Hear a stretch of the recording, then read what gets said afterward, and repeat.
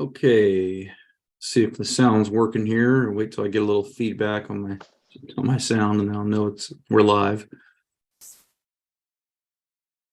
Hopefully. Okay, all right. So it looks like we're live.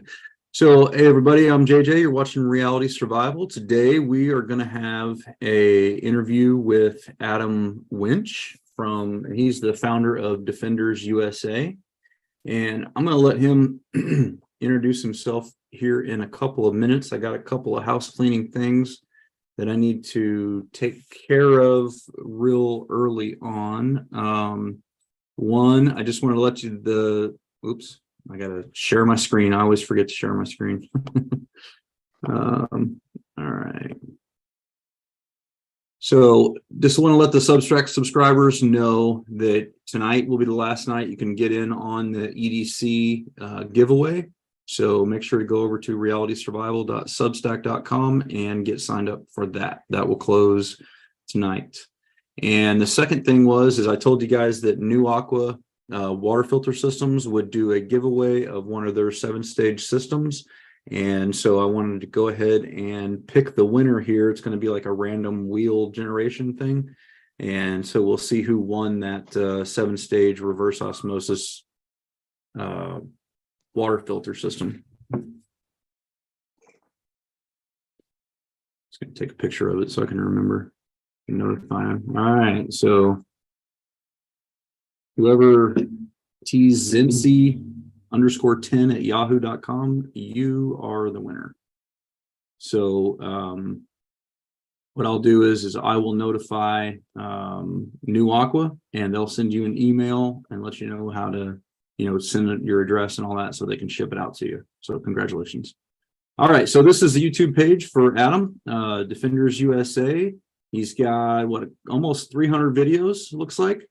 And Adam, why don't you tell us a little bit about your page and what you do and who you are and all that kind of stuff for people that don't know. Well, first of all, thanks for letting me be here. It's an honor to be here. You seem like you have quite an audience and a lot of good stuff on your channel. So Defenders USA is a defensive training company as opposed to a gun training company. We do a lot of gun training, but I think really the defensive mindset and heart set is just as, if not more important than the skill itself of using the gun. So, gun is simply the exclamation point to the end of being defensive in a sense.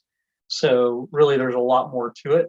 And it all started because as a cop, you know how it is from the type of work you do that we see too many victims of crime. And I want to get to where I was training people to not become a victim in the first place, right? The best fight you'll ever get yourself into is the one you avoid in the first place. So if we can teach people how to not get themselves into a fight or not get their home burglarized or robbed or not get, into some bad defensive situation, better off. Yet if you do, you need to know how to win that, with definitiveness to truly walk away from that thing as a victor. So, part of that is becoming very good with the defensive tools of our era. And it just happens in our era that firearms tends to be the best tool that's out there for the most part, most of the time.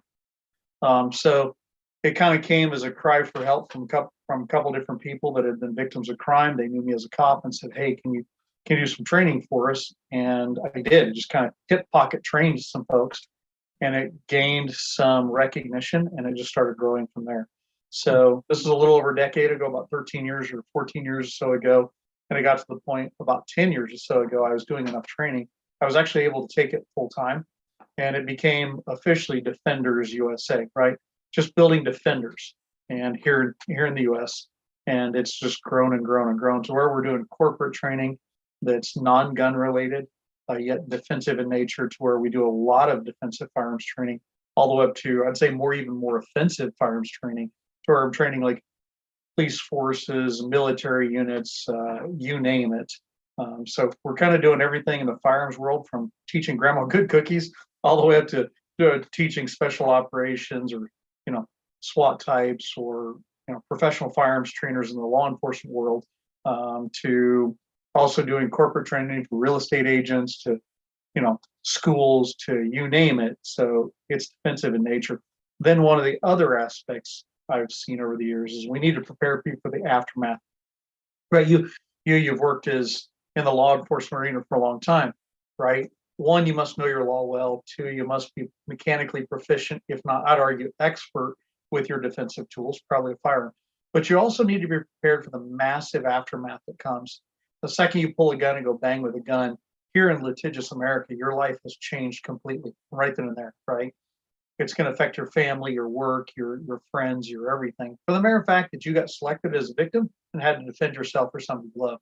So preparing for that aftermath, because it changes you so much, I think is a truly desperately needed understanding for people so they can be prepared for that aftermath so that they're able to live the life they're supposed to live. So that's kind of the encompassing parts of defenders. And, it's just kind of grown from a little tiny training company from the very beginning to where now we're doing a lot of different things. Very cool. Very cool. So you had military background as well, is that right? Yeah. Started out in the Army as a MP or military police officer, and got bored with that after a bit and moved into like quick reaction teams, special reaction teams, personal security detail, and some other stuff. And then I was a reservist at the time, so I was with a unit full of cops, and that was good training because there was a lot of cops that were just either SWAT guys and girls, or they were pushing a patrol car around somewhere. So we're all cops at the time, and then later we were all deployed, overseas to Kuwait, Iraq, along this southern Iraq border and all. And so we had a whole unit of military guys and girls who were all cops in the civilian world. So we didn't make the best soldiers, but we were a crack unit, I think. And so did that for a bit, but ultimately was a police officer in Colorado for a little over 10 years, patrol officer, street crimes unit, SWAT team, a trainer. And then after somewhere in that time frame, I think about 2008, I stopped. I just went ahead and got out of the Army altogether and just went full-time as a police officer. So did that from 2000-ish to, 2008 when I finally got out, and then just full-time as a cop. And then back in 2013, I formally formed Defenders USA, and it's been growing ever since. Very cool. And if I remember right, you said you worked on SWAT teams and stuff as well when you were a cop? Yeah, so I was on our SWAT team with the department I was with. Excuse me. And then, of course, in the military, I started out on our QRF and then moved over to like ERT, then moved over to SRT. So throwing out acronyms for those who aren't sure what they are, think of SRT as basically a SWAT team, but for the military. So did SRT for quite a bit with our unit, and which was good because we're all civilians, cops or SWAT cops there too. So we're able to take some of the stupidity the military does on their SRT and throw it out and do some of the good stuff, and then also pull some of the good from the military SRT. So we kind of combined the civilian flavors and the military flavors to where I think we had some really good stuff and good people on there, good tactics. But so did SRT in the Army and did SWAT on the civilian side. Yeah, very cool. Very cool. So let's talk a little bit about what would you do? What do you recommend for somebody who is at home at night and all of a sudden they hear a window break downstairs in their house, and they're having a home invasion. They find themselves in the middle of a home invasion. What's your thoughts on how to deal with that? I'd say before we even get to that I'd say if you have the time to do it, let's talk about some of the things you can do to avoid that in the first place. Yeah, that sounds like a good idea. Let's do it. If you're good with that. So I mean, if you look at it from an idea of septet, or really environmental design to avoid bad things, right? Setting up your home. I'd recommend people go out and say at night, go outside your home and stand out on the street or wherever you live, a good 20, 50 yards from your house, and just look at it and try it from all angles and try from the bad guy's perspective. And I get that. People that are watching your show, this might be hard to do, but try to look at it from a bad guy's perspective and think, if I was going to come into the house, where would I go in and how would I do it? Right.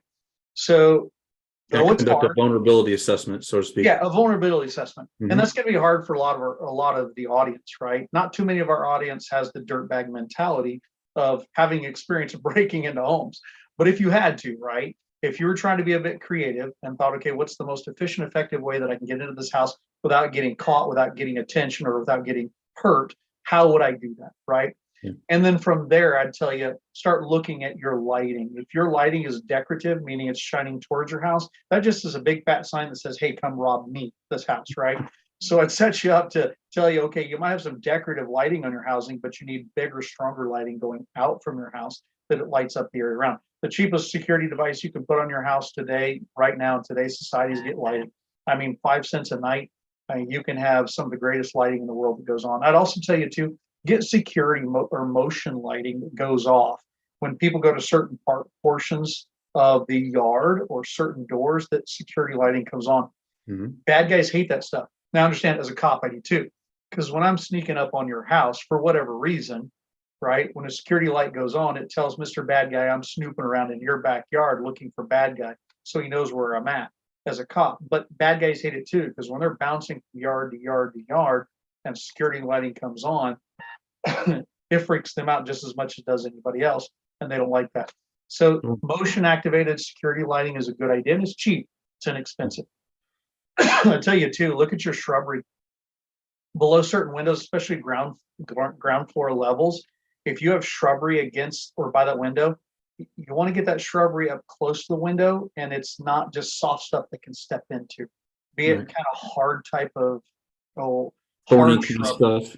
Yeah, hard shrubbery that it's harder to climb over, under, on top of to get to a window. So the more shrubbery you have there, or I don't know, things like roses, whatever it is that has thorns or it's harder type stuff below ground level windows where people can easily get into, is a great deterrent from that window or area. Another would be not having large things that are hard outside near the windows, right? I know multiple times as a cop, people would find in the gardens around or the flower beds around just a big old honking brick or big old rock or whatever, or they'd find some tools like shovels outside, they just use it to smash a window. Sure. So having big hard things around where they could break their way in is not a good idea. So one, it cleans up the house a little bit, but take those things away. Another thing would be to make sure that on all your doors that are around the house, say notice exterior doors open in. So on your doors that are there, I would tell you, take out the little screws that are on the doors for the what do you call it, the hinge? Yeah. Take those out and put in like the 2 3/4 or 3 3/2 inch decking screws in all of those, because most doors have these little tiny screws that hold it, and one good swift kick. I don't know about you, but I've kicked quite a few doors. One good swift kick will knock a door through.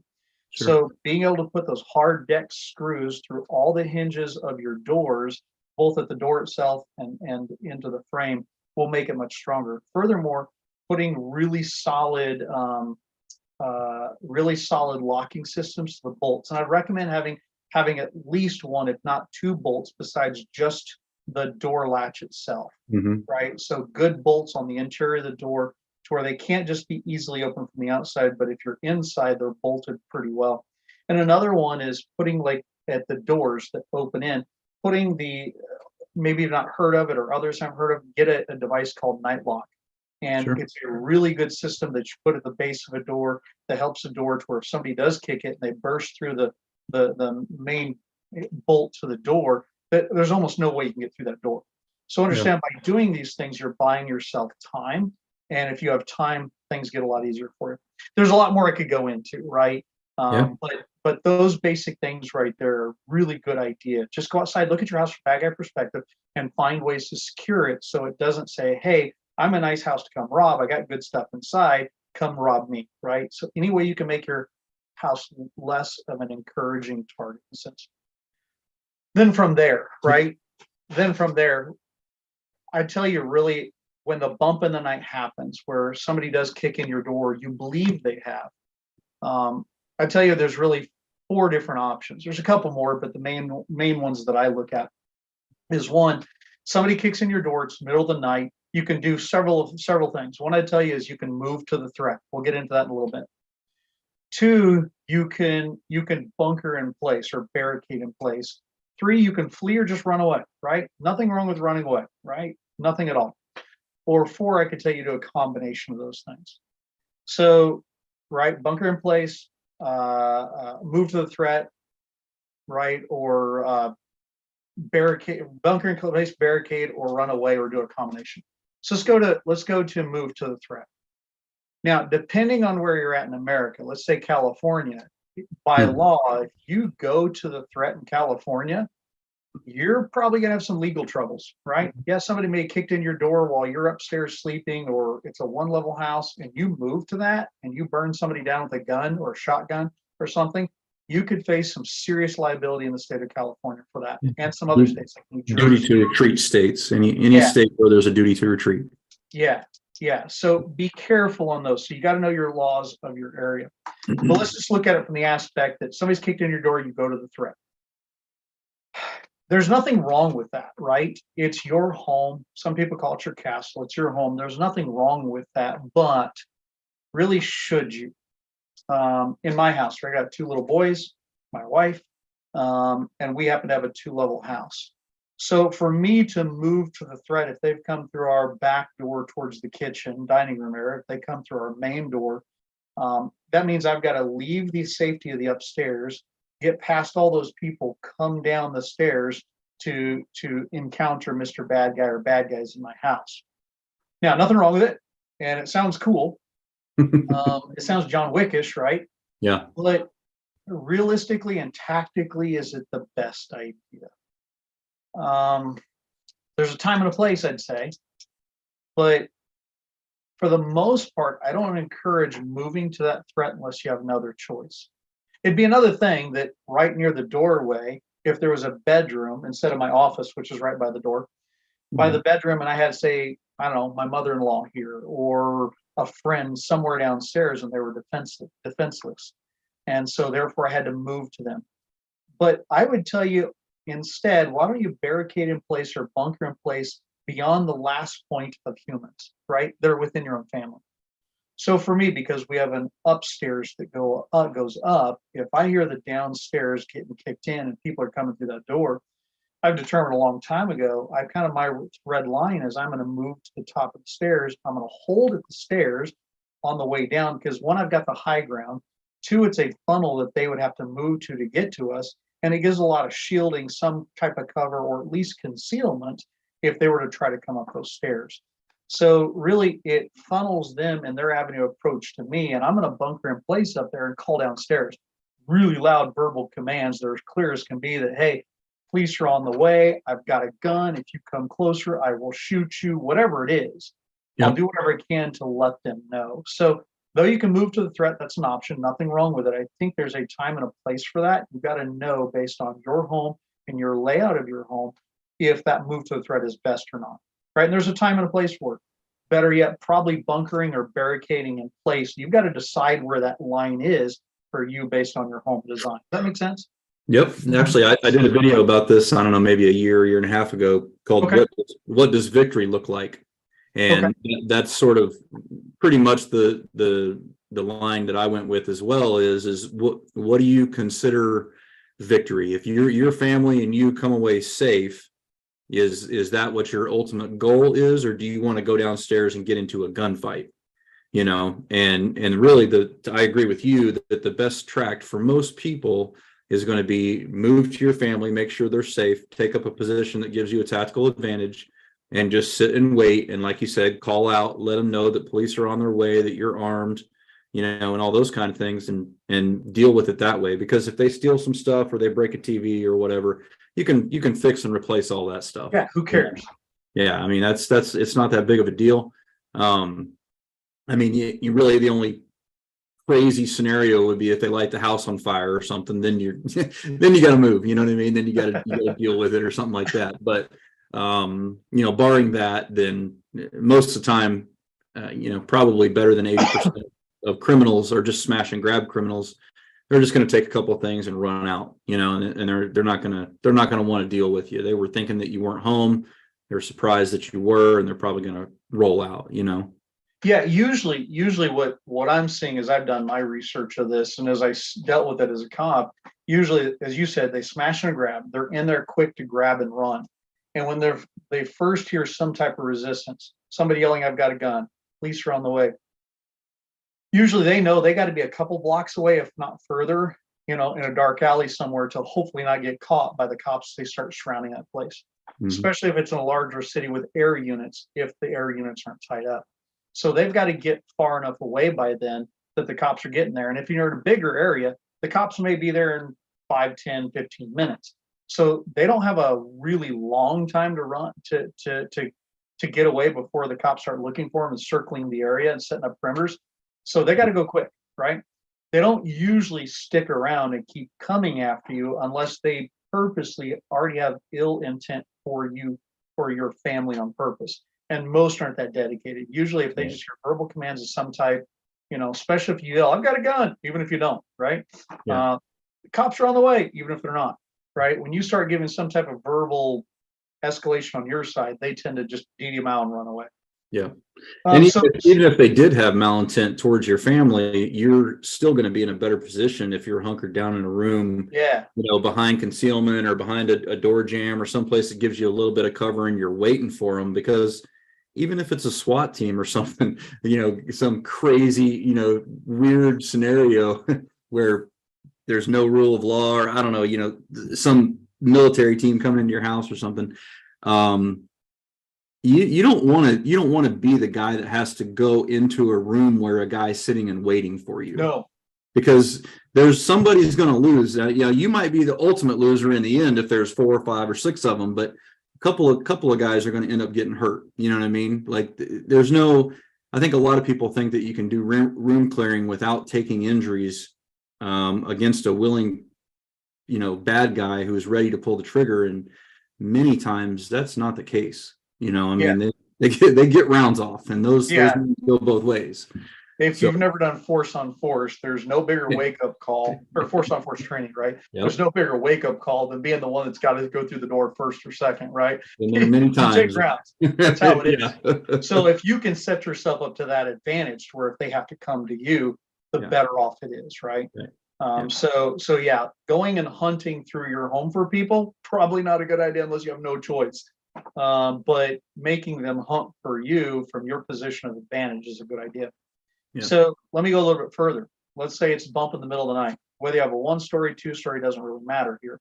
I would tell you that near the front doors, the doors of entry where people are probably going to come through, or the window.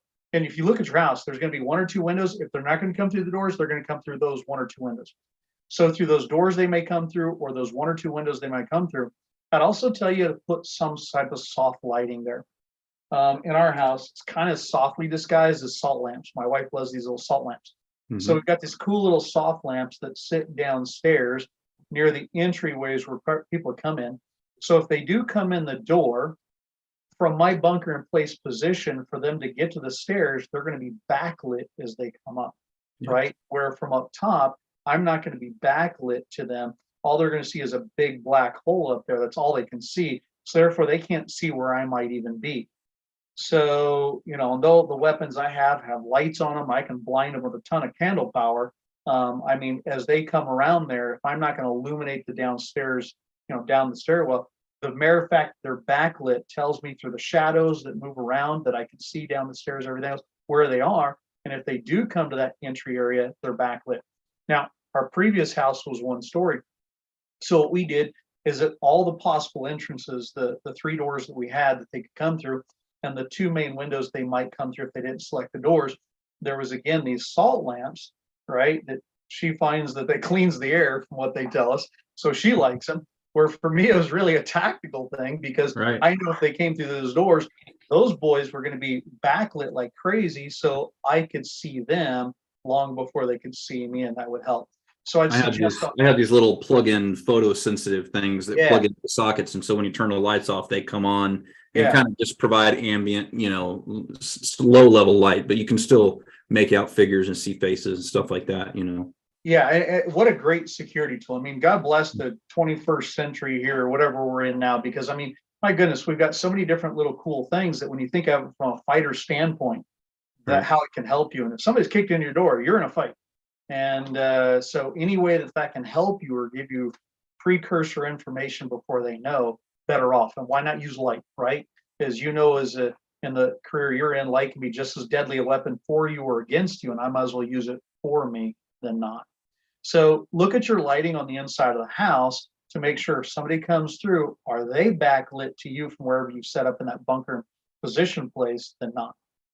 Now, another one we haven't talked about so far, right? Besides, move to the threat or bunker in place would be flee or run away. So let's say this.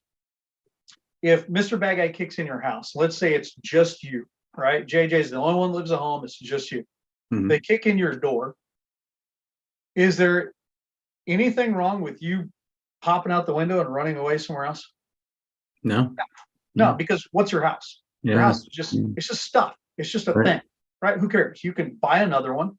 It's probably insured. And why stay in there and lock yourself into a position you may not be able to easily get out of if you can help it? There's nothing wrong with just fleeing or running away. But if you do that, you got to think you can't just run higgly piggly, right? I would tell you, you can only move as quick as you can both process information and engage threats if you have to, right? Whether you have a gun or not, you can't just run out in terror of this type of thing. Because if I've had the ultimate disrespect to kick in your door, I've probably gone a little bit further and maybe have somebody outside who's watching what's going on and seeing what they're, and they might see me come squirting out the back door, the side door, or Sure. side window, and I can now again become the victim of whatever they want to do in the first place. So if you're going to run away, right? Again, you can only go as fast as you can process information, meaning recognize bad things and avoid them, or respond to them and fight. And if you're going to run away, specifically if you decide to run out of there carrying a gun to be able to defend yourself, you need to, right? You've also got to be able to engage if you have to. So you got to be smart about what you do, how quickly you move, and how well you process the information. Also, how can you use that gun defensively if you're on the move to get away and you suddenly get encountered by Mr. Bad Guy's buddies that are outside. The watch out, Right? the guy. I mean, Yeah. it's pretty common to leave one guy outside, one guy. Oh, yeah. Yeah. Oh, yeah. Yeah. I mean, I know when we've kicked indoors, even though we're on the good team, we're sticking lookouts on other sides. Bad guys do the same thing. It's a viable tactic. So therefore, they might do that too. At the same time, you've got to process information because you don't know if that's your neighbor who's coming to help you. You don't know if it's that cop who saw what was going on or had a whisper from another neighbor that, hey, this might be happening, and they were slowly cruising the neighborhood, and you run out with a gun. You might look like the bad guy. So you've got to be able to respond to whatever it is. If it's suddenly a cop going, drop the weapon, you got to recognize, one, that it's a cop. Two, you probably should drop the weapon type thing, or at least put it on the ground. So it's not just run out of terror. You've got to be able to process information and smartly engage whatever you encounter while you go. So that means if you run away, you still have to be smart too. It's not just run out of sheer terror. Though that is not a bad option, right? Because again, the best fight you'll ever get into is the one you avoid in the first place. Sure. So though I know there's a lot of people out there would tell you never run from your own home. It's your home, protect it. I'd tell you to stop. If there's no other life to protect inside that home, then who cares? It's just TVs and beds and walls and dishes. If bad guy wants to have it, you can get more later. Absolutely. I had a classmate from high school who was actually shot by her husband. She was coming into the house at night. He thought somebody was breaking in, and he didn't, there was no lighting or anything like that. And boom, he killed her, and, now whether or not it was intentional or all that, I don't know what the details of the case were. I mean, maybe they were having trouble, I don't know. But yeah, so it's a real thing though. I mean, misidentified targets and things like that. That's all real life, But it's real. I mean, I've heard the same thing, right? Grandma who shot her granddaughter, not realizing, right, and didn't have lighting within the home. One thing I don't like about a truly dark home is if you have to respond to that shadow in the middle of the night, all you know is the shadow. Mm-hmm. I would tell you that it's good to have some lighting spread throughout the home. Yeah, it's nighttime, right? You don't want to disturb sleep or attention span, but that's why we have doors. You can shut your bedroom door if you want to, or close it a bit, but set up lighting within the home that if you have to move through your own home, you have a general idea of the lighting that's there. If it's low enough, you know how to move through your home well and still see. Where if you're Mr. Bad Guy with low lighting, they have a hard time moving through their home because they don't have the same familiarity with the layout of your home as you do. Right. So to me, that lighting is so important because I mean, I could tell you 5 or 6 stories of somebody else engaged their own people simply because they couldn't see what was there. They were scared. They saw a human and they fired. And what a tragic thing to have. Yeah, no doubt. And the other thing that I guess we could talk a little bit about too is just the consequences of being involved in a self-defense shooting. There's a whole host of things that happens after that shooting happens. It's not, and that could happen in good states and bad states. It could be in a duty to retreat state or even states with castle doctrine. Jared in the comments was pointing this out. He said that he thought that California had a pretty good castle doctrine, and that may be the case, but even still, if you have an aggressive DA or somebody who's wanting to go after a guy with an AR-15 or whatever the case may be, you might still find yourself in trouble, don't you think? Yeah. I've heard stories even in Texas, believe it or not, where guys have gotten in trouble with defending their home, which is kind of crazy to think about.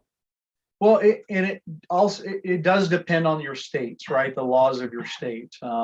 For a long time, police officer in Colorado, I think that the Colorado Make My Day law, right? It's the only state in the union that has Make My Day. Everybody else has something else like Castle Doctrine, Stand Your Ground. Yeah. I think Colorado's was actually, for the defense of life within the home, was one of the clearest and best, also simplest out there.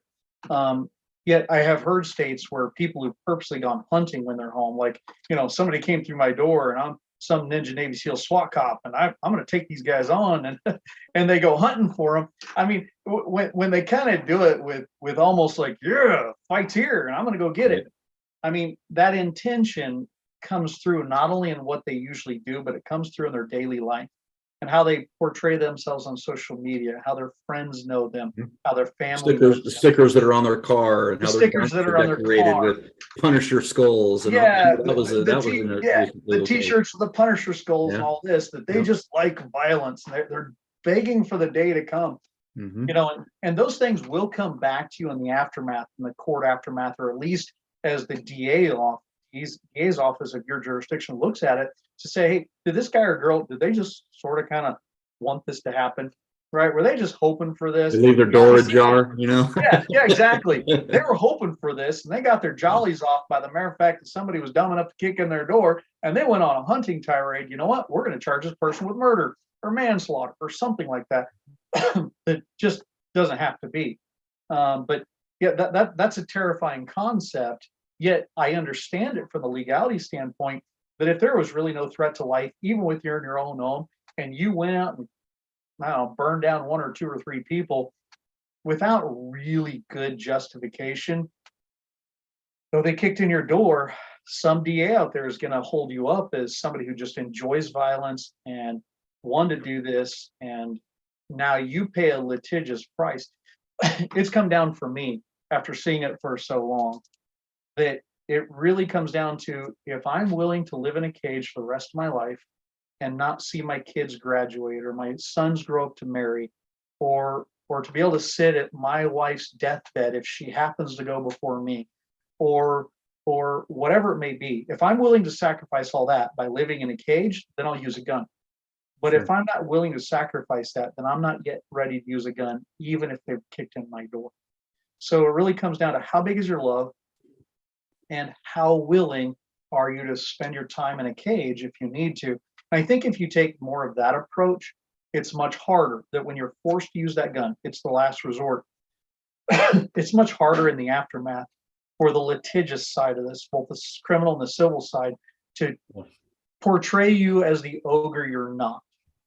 Right. Now let's talk about once the police show up. Let's say bad guy's in the house. He was coming up the stairs. He had a knife in his hand, and you stick to center of mass and you kill him in your house or whatever. What can people expect to happen to, kind of what are the next series of events that are going to take place after that? Excuse me, I'm just getting or let's say, what could they be, depending on, what are some of the different options and ranges of things that can happen? So the things that are going to happen is, obviously you're going to be calling law enforcement. If not, they're already on the way. Mhm. If you live in tighter neighborhoods, your neighbors have probably already called because they heard the sound of gunshots. And even in the middle of the night, when they may be asleep, if you have close neighbors, they're probably already calling of some type. And But do you recommend people call themselves so that they have it always on call. record? Always call. Now, now call if you can.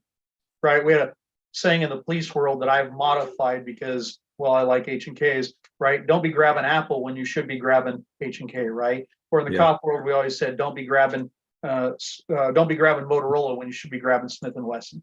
Right. Meaning that if you can't put that gun away, that means you're probably not safe. So you not calling until you're safe is a good idea.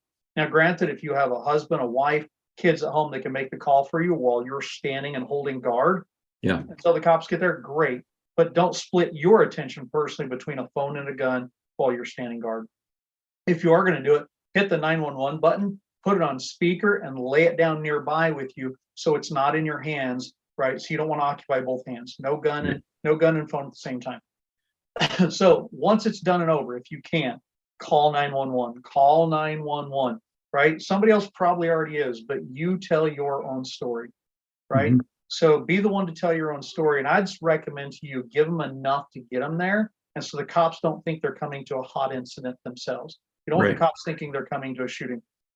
So if it's at my house, I'm going to say, hey, this is so-and-so at this address. Somebody kicked in our door and we were forced to defend ourselves, or I was forced to defend ourselves. Please send help. Right. And that's about all I'm going to say. Right. Yeah. And you might even say the scene is secure or something like that. Yeah. Like, we're secure right now, but please send the police. Yeah. But besides when it talks the actual incident, I've been forced to defend myself. Besides that, right? That's as far as I'm going to go when it comes to that side of it. I'm also going to let them know, hey, the scene is safe, or you know what? I don't believe there's anybody else here, and I'm just keeping my family safe in one location until you get here. We're not going to move. This is where we're at. Now, the cops or dispatch actually is going to tell you to put that gun down, to move away, to this and that. I tell you, don't do that. Don't do that. You keep that gun with you. You don't know if Mr. Bad Guy is hyped up on rage, lust, drugs, alcohol, sheer determination, because bad guys have stones too, right? Yep. And maybe he's just not quite as down or as dead as he thought he was. And maybe he pops back up to life and decides to keep coming, right? Maybe you weren't as good a shot as you thought you were. We don't know. Maybe he was playing possum. So you need to be ready to still defend yourself until the moment the cops get there. All right. Excuse me. Yep. Just getting done being sick, so I'm still coughing here. But anyways, keep that gun with you no matter what dispatch says. Understand, dispatch has no legal authority to tell you what to do. They're wonderful people with good intentions, but they're not there. And they're trained to tell you to put the gun down. Don't put the gun down. Yeah. Now, once the cops are there, I'm going to tell you, if you've had to shoot somebody, let's say at the stairs, and they're laying right there, keep your family away, right? Keep them away. One, especially kids, whatever, they don't need to see that. You can protect your family from having seen that. Protect your family. Their psycho-emotional intellect is just as important as anybody else's. Protect it. I would say retreat if you can. Go bunker in place. Take your family somewhere to a different room. Lock that door, barricade that door, take your stiletto, shove it under it if you have to, whatever it is to further harden that door that you can. And you wait for law enforcement to get there, right? Just move your people to where they're even more bunkered in place. Keep the gun with you, but bunkered. Then you're on the phone, you're going to describe the cops what you look like and exactly where you're at, who all you have with you, right? So let them know. And let them know when they come, they need to knock on this door. They need to identify themselves and maybe pass on something to dispatch to say, so the cops, it is the cops. It's not some bad guy playing along. Does that make sense? Sure. The likelihood of that happening is very low, especially after you've had to engage somebody, but just a further measure of security. Once you've confirmed that it's the cops, that gun definitely needs to go away. It needs to go away. Get as far away from that gun as possible. Get that door open. Let them come do their thing. Because the cops come in, they're probably going to have weaponry with them because they're clearing that room. They don't know if you've been taken hostage and you've been held and forced to say certain things. So they may be looking at you as possible suspects. You might even get handcuffs thrown on you and all of your family. Go along with it. Don't worry about it. It might be rough. The cops are just trying to protect themselves too. They're not being stotzy agents. If they're veteran cops, they'll almost certainly do that and clear the house. You're going to get cuffed. That's now, if they're new, they might not, but if they're veterans. If they're veterans, you're probably going to get caught. Yeah. And don't worry about it. Just let them do their job. They're true professionals. They love you. They wouldn't be doing that job if they wouldn't. So just go along with whatever they tell you to do, follow their orders, and it will soon be cleared up. Guide them towards the gun. Make sure everybody is safe from, medically okay. Let them check you out and talk to you. The cops are probably going to split you up almost immediately. You, your husband, your wife, your kids, they're probably going to split you up. And they're probably going to start asking certain questions to at least verify things. Allow them to talk to you. Again, they're good people, good intentions, doing a tough job. Just let them do their job. They're professionals. They know what they're doing. Then from there, you as the shooter, you're probably going to be checked and tested for a couple different things. One, they're probably going to do, even today's technology, a GSR kit on you for a gunshot residue. They're probably going to bag your hands up of some type, or at least start wiping it down with like these little foams and things to check and see if you're the shooter. Yeah, you've already admitted to it. Yeah, I had to use a gun to defend myself. It's right there. And you want that statement to be pretty limited, right? You don't want to go into a lot of detail, and let them know that once you've consulted with the attorney, you're happy to get back with them and answer all their full questions. But you want to talk with an attorney. So when it's obvious you were the shooter, right? Yes, hey, I use this gun to defend myself. There's the gun, right? From there, I would give very little more, right? With everything, as you just said, JJ, you said limited. Be limited in all this stuff, right? Yeah. The cops aren't there to hurt you or help you. They're there to record both what they see. Well, one, to help the actual bad thing be done. If it's done, they're there to simply record, right? Good or bad. They're there to record what they see and even what they sensed or felt of it and what they thought of you. So give them limited information, because you're beginning to work on your legal case for the aftermath. And the less you give them, the better off you are. So therefore, be constantly respectful. But sir, ma'am, they came in our homes. I used this gun to defend us. And sir, ma'am, from that point forward, with all due respect, I'd like to talk to my attorney before saying anything further. Lawyer up, right? As we say in the cop world, lawyer up. But sure. I'd tell you quickly, sir, ma'am, say in there, sir, ma'am, with all due respect, right? I've had to defend life. Before I go any further, I'd like to talk to my attorney first. Sure. And understand in a defensive situation where you've used a gun specifically in your own home or something like that, there will be gaps in your memory and how you perceive things that you remember incorrectly or don't remember at all. It's going to take 48 hours, 72 hours, sometimes longer for you to start puzzle piecing back together, because it's so dynamic, so terrifying, and so many bad things have mentally and emotionally happened to you that you need the time for the brain and really the emotions to rest and to solidify on a mental imagery map of what actually happened. And that's why most police departments recommend to police officers, if they're involved in a shooting, to give a very brief statement, and then to say, after I've spoken with my union rep, 72 hours later, I'll answer questions or whatever. But that's the same process, because they got to think about it a little bit. Yeah, very brief. I mean, think about this. You are sound asleep, or it's during the day and you're just working in the kitchen. All of a sudden, you go to amped up of 100 miles an hour of adrenal dump because somebody, true evil, just kicked in your door. And you've now had to fight for life itself and possibly take a life. That's a very traumatic event, right? We as humans are not built to kill other humans. It's just not in our code, right? That's why we have in the military world and other worlds where we have to do so on a regular basis, right? We see a lot of hurt and pain or even suicidal actions because it's not naturally in our code to just kill other human beings. Specifically, those with a moral compass. So therefore, because you just went through that mental and emotional trauma, it's going to be a hard memory for you to get through. And you want that memory to come out in the best legalese that can help you in litigious America.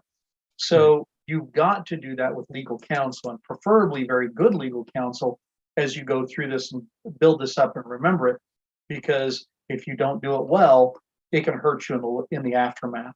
So very limited information, be very protective of your information, and then seek immediate legal counsel before you go into any beyond the very obvious details that law enforcement can basically see at the scene.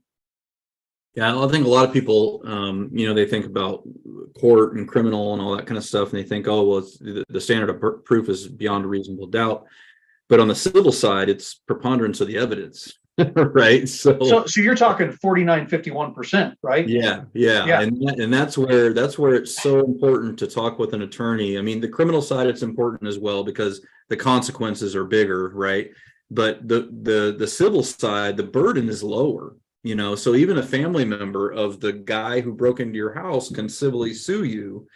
And if they can question that, just make it, like you said, 51% is all they got to get to, you might actually lose that civil suit.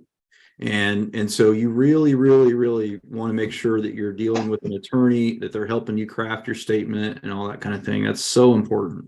Well, and think of it this way, right? Think of OJ, right? They couldn't get OJ criminally, but they got him civilly. Why? Sure. Because the burden of proof is far lower. Right. So they will do the same thing with you. And you've got to count on the fact if you used a gun in defensive line, that you got to count on, it's probably going to go to some type of civil lawsuit.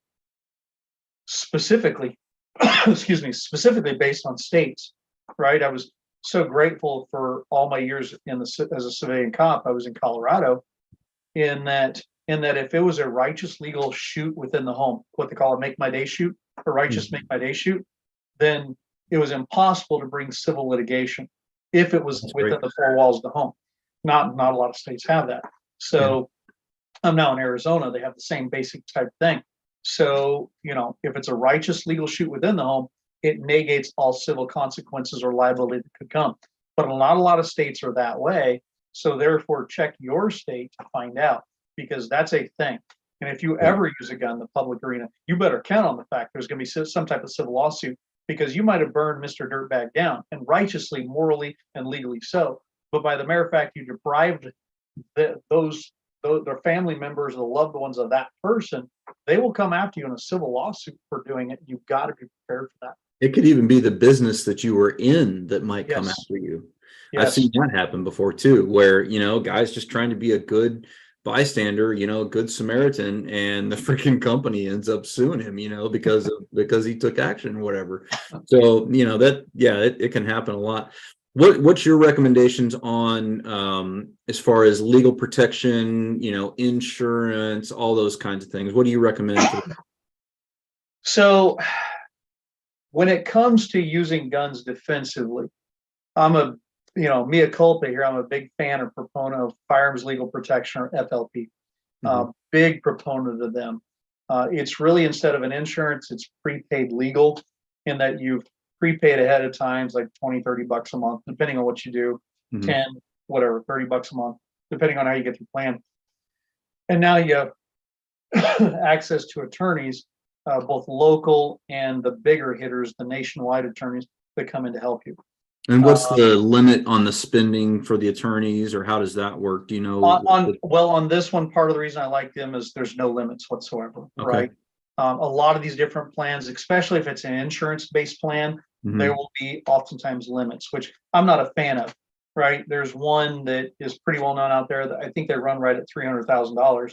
And I don't know some of the stuff you've been through, JJ, but some of the stuff I've been through, I mean, my goodness, before it even goes to trial, you'll have spent $300,000. Yeah. Right? I mean, I've seen civil stuff bleed through $100,000 pretty quickly. Yeah, exactly. I mean, I saw one case before it even went to trial, had burned up $250,000. Time that it went through the criminal trial itself, it had burned up $650,000, and then it went into civil proceedings, right? And they had a cap of like $400,000, and suddenly they had to mortgage their house and turn their lives upside down, and still are because of that. So I'm not a big fan of the insurance base, especially if there's caps on it. Excuse me. Another one out there that I like, I'm not a part of, but I think they seem to do pretty good stuff. It's CCW Safe. They seem to do some pretty good stuff. The others that are out there, excuse me, I'm coming off terrible sickness. That's okay. Anyways, the other ones that are out there, so far, I'm not a fan of the vast majority. And I understand these things pretty well because I personally had to use them, and I found some limitations. So that's why I've spent time doing some research and really working with these to try to figure it out. So that's why, personally for me, a big fan of Firearms Legal Protection. If not them, I'd tell you CCW Safe. And from there, I think you'd have to start looking through the others to see what best fits your needs. Sure. And I'd tell you, be careful with those, because if you talk to just the reps from those companies, they're always going to give you the good, not the bad. Do your research and find out what's truly going to help you. And I think when we were talking earlier, you had mentioned something about the idea that the insurance companies tend to want to pressure you to settle. Yeah. Or especially if they're in charge of it, they'll just settle, right? They'll basically tell you have no choice. They'll just settle the case. So if it's insurance-based, understand an insurance-based protection plan, right? For you having a gun for the defense of life, they don't want to lose, right? And going to court means you could lose. And it's usually not going to go to court in a non-political area if it's pretty cut and dry. If it's kind of vague, it'll probably go to court. But if you're in a political area, let's talk the Chicago area, New York, California, New Jersey, the ones that tend to be gun-hating states, especially in the jurisdictions of those states that really hate the guns, even if it's pretty cut and dry as a good self-defense shoot, I mean, they might just throw it in the court just because they hate you as a gun owner. So you know, be careful there. Yeah. Be so careful there. Sure. But it does make sense to be prepared, to have some degree of coverage, some sort of plan to deal with the aftermath, whatever it may be, and maybe it's a combination of things too. Right? Well, I mean, whatever. There's that, and part of it is like some of these plans, FLP and some others have them to where if you had to go bang with a gun, defensive life, that there's a lot of effect to the traumatic, the psycho, the emotional. And I'd tell the vast majority of people that you should probably go to counseling for that. Yeah. You should probably go see somebody. And I'm not talking your pastor, your priest, your whatever, right? Understand the folks that go through Bible schools and seminary training, they're very good when your wife dies of cancer, when your husband gets in a car wreck and dies or gets hurt badly, your kids, something happens to them, right? You break a leg, you break an arm. They're very good at counseling from, say, if you believe in it, and from a biblical perspective or religious perspective, Sure, helping you through those. But when it comes to you purposely taking a weapon and taking human life, they don't study that in the Bible schools and seminaries. I know I went to a Bible school and several of them seminary and learned very quickly, because that's kind of how I grew up, that they're not trained for that. They're not ready for that. Go find the counselors that a cop would use if they had to be in a fight, right? Go find the counselors that understand the trauma that comes with going against the human code, which is hurting other people on purpose, right? Because if you've used a gun, you've purposely hurt somebody else, and it does have an effect. Sure. So denying that is a bad thing. Go to good counseling, and these better plans we're talking about will oftentimes fund those. I know FLP will. They'll fund those to go to the good counselors that understand the legal, moral use of violence, extreme violence, and what it is for the soul. And too many, even cops and soldiers that I know, have just said they're too tough for that. They don't need it, right? Yeah. And they didn't go. And next thing you know, they burn up their family, they burn up their marriage, they burn up their finances, they something, and and burying their sorrows in a bottle or a needle, or too much addiction to video games, or too much addiction to credit, or too much self-isolation, or too much partying to deal with the pain. Whatever it is, they find some way to deal with it in non-healthy ways, ultimately cause degradation of their current life, and specifically, more importantly, the lives of those around them. And that's not fair either, right? You got selected to be the one who had to do this, so therefore you need to protect what's here and go fix that. And even if you don't think it needs fixing, you probably does. So take the time to go find a good counselor and spend the time to do that. So I think that's an important part of this. And whatever plan you're a part of should have really robust areas when it comes to psycho-emotional support. Excellent. So what's your recommendations on training for people? Obviously, you want to get out there and train often and regularly. What is your thoughts on, how many classes should a regular average Joe attend a year, and what classes would be the best ones to attend? Good question. So I'd say there's three areas. If we're talking average Joe Jane civilian, and it applies to military law enforcement, average Joe Jane civilian. One, you must know your laws of your jurisdiction well. You must, right? Unfortunately, the gun crowd teaches guns a lot, right? Because that's the cool part. It's sexy. It goes bang. You feel like a big old tough ninja because you can shoot a lot or well. But that's only one tiny portion of it all. One portion is know the laws well, right? Because the second you go bang with a gun or even pull a gun and threaten to use it or make somebody believe you might use it, right then and there, Johnny Cochran's coming for you, right? And if Johnny Cochran doesn't, Johnny Cochran Jr. or Senior is coming for you. They're all coming for you. You got to assume somebody will. You've got to assume somebody. And they're pretty good for laws, right? They're pretty good at convincing people, the ones that might sit on a jury, that you're a bad person, that you're not. So you need to know your defensive laws of your state very, very well. And that takes some doing, right? Because the vast majority of concealed carry classes are out there, though they might occasionally teach the law, they don't usually teach it well. So find a true expert in your law that can say it in English, not legalese, in English, right? Because legalese is a different language. Find it in a way that can be broken down to the common everyday vernacular that we understand, and learn the laws at a conceptual level, meaning that you don't have to have all the legalese read to you before you get it. You can know on a conceptual level what that law and those sets of laws intend. Because really, when you look at the law, it's just simply codified or really made very complex common sense stuff. When you look at the law well, it's really common sense the vast majority of the time. So get to know it on a common sense level and know it at the conceptual level. And because that information mentally is perishable, re-up that about once a year. Go find that same person or people that know the law well and sit through a few moments with them or a class with them to re-up your knowledge on the law. Because laws change and memory fades. Yeah. So that's one area. Two, become mechanically proficient, and I'd argue expert, but become mechanically proficient with your defensive tools, whether that's pepper spray, whether it's a baseball bat behind the couch because you don't like guns, whether it's a firearm of some type. Become mechanically proficient, and again, I'd tell you expert with a gun, because the second you use a gun, it's a high risk, high litigious thing, and usually it's over in a matter of mere seconds. So therefore, you have no time to lollygag and take your time for perfect bullseye shooting. If it's a gun, you must be able to shoot at acceptable fight speeds at the speed with which violence happens. And as you know, JJ, violence happens very fast. So you've got to be, one, proficient with it.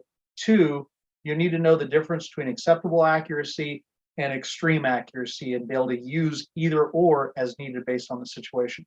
So again, know your laws well. Two, be mechanically proficient, if not expert proficient with your defensive tool. Three, prepare for the aftermath. So, and as JJ and I've been talking about here, that's a huge thing. Mentally, religious, psychologically, financial, you name it, that's a huge thing. So when it comes to training, find the people that do those three things to prepare you in all three areas. Okay, so you'll have to do your research on the legal side for your state, and for the aftermath stuff, I'd tell you FLP and some other things are needed. So when it comes to the gun part alone, just the middle of those three right there, the gun part alone, be very, very choosy on who you go to firearms training, right? I would tell you, research the firearms trainers in your area, or look up the bigger name firearms trainers who travel the country or regional who train people, and find the ones that seem to have a successful track record, because if they have a successful track record, there's a reason for it, right? There's not too many, there's not a ton of part-time trainers that travel a lot, right? I'd say find the more full-time guys or girls, go to them, spend the money to go to them, or if it's a part-time person, find somebody with extremely good reviews, and on top of that, has an excellent background that's pretty varied. So meaning this, look into your firearms trainer's background. If you go to somebody's website and you don't see a list of their background and what they've gone to, both in instructor certifications and training they've gone to as a student too, then that's a red flag, right? So, and if they have only a little bit, like I'm an NRA instructor and that's it, or I'm a USCC instructor, that's it, or they only have one or two, that's a sign to me to probably be careful of those people. Find instructors who have a lot of training in a lot of areas, and then also have varied certifications as a trainer, right? One thing that always concerns me, if somebody just has military training, or if they just have law enforcement training, and I'm going to them as a student, if all they have is just military solutions are not always the best for civilians. Yeah. If they just have law enforcement training in their background, that's not always the solution for the civilian, right? I've, If there's a civilian who I'd like to, if you can find somebody who's been used as a subject matter expert in court cases, that is also a pretty good yes, as well. yes, Yeah. yeah, especially if the courts have accepted you as an SME, right? Subject matter expert, that's a good indicator. They probably know their subject well and pretty have a diverse understanding of it to where they know it better than just the surface level. So that's a good indicator right there. So anyways, vet your firearms instructors and find good ones, right? Just because somebody's a part-time instructor doesn't mean they're good. Just vet them and get an idea of what their background is. 2, look at the reviews for them. Do other people say good things about them? Do other people say bad things about them, and why? Right? Just because somebody says bad things doesn't mean they're bad. It could just be somebody's a grumpy person who likes to gripe, right? So get a good sense of who they are. 2, in today's world, they should have some type of social media.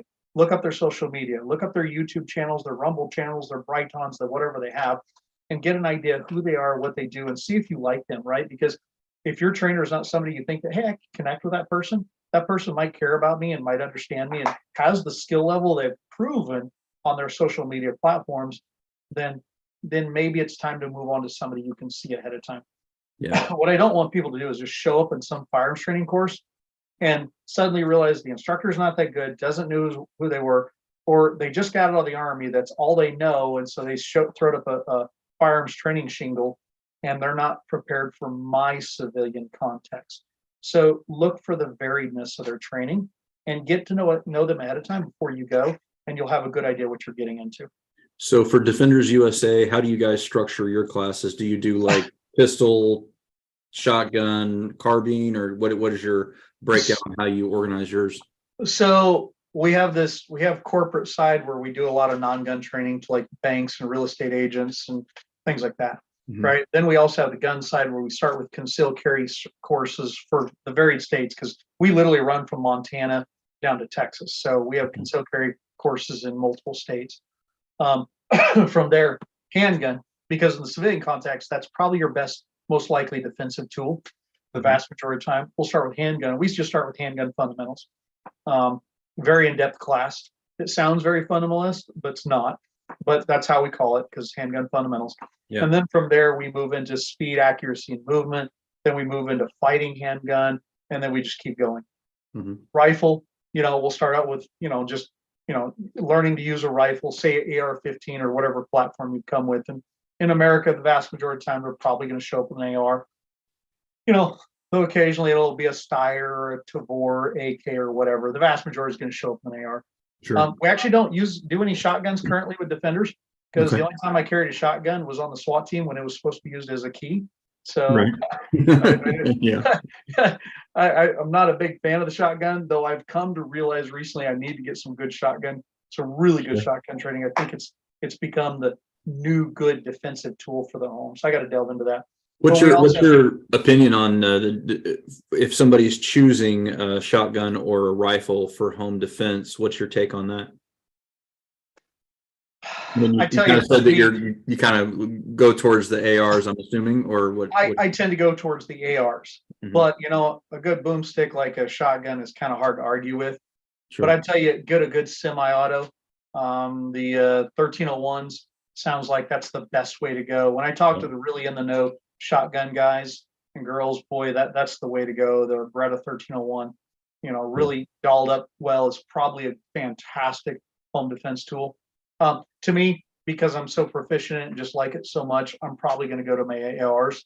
And if it's extremely tight quarters, the handgun, but I'd go to the rifle for now. But you got to think about your ammunition, its travel through rate, what it can do through walls or even through the human body. So you got to be cognizant of the punch through of that, and be very specific of the ammo that you use for it, especially within the home. So that's a discussion there. But then also, as you said, what else do we do? We move into long range shooting. So we have like long range precision 1, long range precision 2, sniper craft, you Mhm. name it. So basically anything that goes bang that's not a shotgun, we do literally from beginning to end, training grandma good cookies to SWAT teams, and we do How quite a many lot. classes a year do you guys put on roughly, approximate? Ooh, oh, Because you got several instructors and all that on staff, right? So yeah, we got quite a few. I've traditionally been running 80, 100, 150 classes a year, yeah, um, of varied types. With everybody else in the company, I'd say, oh, I haven't looked at it that way for a while. I'd say we're running at least 150 so classes a year, if not more. Um, I'd have to look at that, but we run a lot of yeah, classes. that's great. Great. If somebody wants to get in touch with you guys and get signed up for a class, what's the best way to do that? So if they just go to defenders-USA, you got to have a hyphen. So defenders-USA.com, you'll see that shield that's up there on Okay. there. Our current website is a dinosaur, and within the next week, it's going to change because it's truly a dinosaur. I'm having a hate relationship with it, so it's about to change. It's going to change quite a bit, but excuse me, you can find us there. And we got some phenomenal instructors in Montana, huge group of just incredible instructors in Colorado. And then there's 3 of us in the Arizona area now. We got 1 down in Texas, and good people who do some really good things. And I'm just so blessed and fortunate to have them as part of Defenders.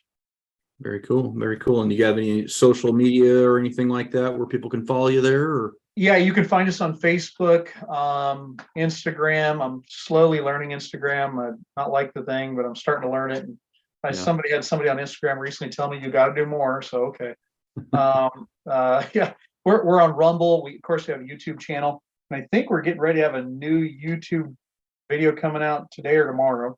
But we okay. have a pretty good little YouTube channel, and I've got a group of 2 different people who just do incredible editing. So it's way better than anything I can do. I get on there and do most of the shooting and talking, but I'm trying to drag more of them into it. We got some really good editors in the last 6 months, so it's getting a lot better. But we have basic social media platforms and all.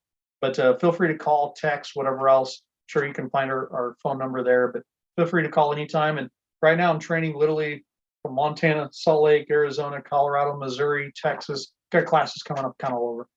Cool. Very cool. Well, hey, thank you for taking the time to come on the show. We appreciate it. I think it was a really, really good discussion on, what to do with home defense and all that kind of stuff. So I sure appreciate you coming on, man. Maybe we can have you on again at some point and, go over other topics or something like that. Well, thank you for that. One more thing, if you have time. Yeah, sure. We also have a channel called Defenders Live. Okay. So that's our other YouTube channel. And thankfully, it's not me hosting it. It's one of our instructors up in Montana. Her name is Laura Thorson. And she runs weekly, once a week, Wednesday evenings at 7 Mountain Time, 7 p.m. Mountain Time. So it'd be 9 p.m. your time on the East Coast. But we talk some of the top industry experts for about an hour every week, and it's live, so people can join in just like this. And there's some incredible stuff there. So that's a good place to go too. So, but come visit us. We'd love to see you in courses, and let me know however we can be of help. We'd love to help any way we can. Thank you for having me. This is a great channel. Yeah, no, thank you. I appreciate it. It was really, really good talking with you tonight. You too, brother. All right. Hang on here. I'll end this thing. Let's see.